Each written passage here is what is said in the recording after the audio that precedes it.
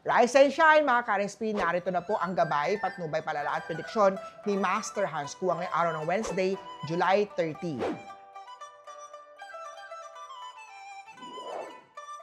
Para sa mga pinanganak ng Year of the Rat, today's feedback may lead to a better role next month.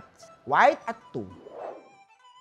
Kay Year of the Ox naman tayo, huwag magbigay ng full investment ng emotion kung hindi siya nagpapakita ng effort. Blue at 4. Sa Year of the Tiger naman, kumuha ng basic life insurance or emergency coverage para makatulong sa pamilya in case na may mangyari. Gray at 6. Sa Rabbit naman tayo, uminom ng calamansi juice, pampalakas ng baga. Isang source din yan ng vitamin C. Yellow at 3. Kay Year of the Dragon naman tayo, hindi mo kailangan patunayan ang worth mo sa taong hindi ka nakikita. Green at 1. Reorganize your workplace sa mga Year of the Snake. It will boost your mental clarity. Gold at 5. Sa mga pinanganak ng Year of the Horse naman, kumain ng saging at iba pang prutas at plain rice. Pampakalma at light lang ang mga ito sa tiyan. Red at 7.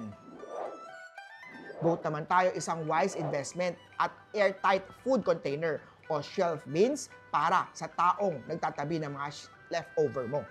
8 at pink. Sa Year of the Monkey naman tayo, huwag sayangin ang creative surge. Document your idea sa isang journal. Purple at 9. Kay Rooster naman tayo, do not oversleep. Mas masarap ang tulog kapag balanse ito. Silver at 6.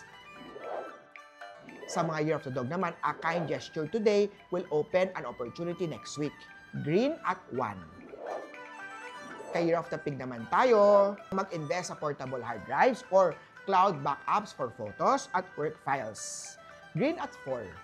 Muli po, ito po yung mga gabay, patnubay, palala at prediction lamang ni Master Hans Kua. Nasa inyong mga kamay, nasa lalay ang inyong tagumpay. Kaya always be positive at i-claim ang mga swerte, mga ka-RSP.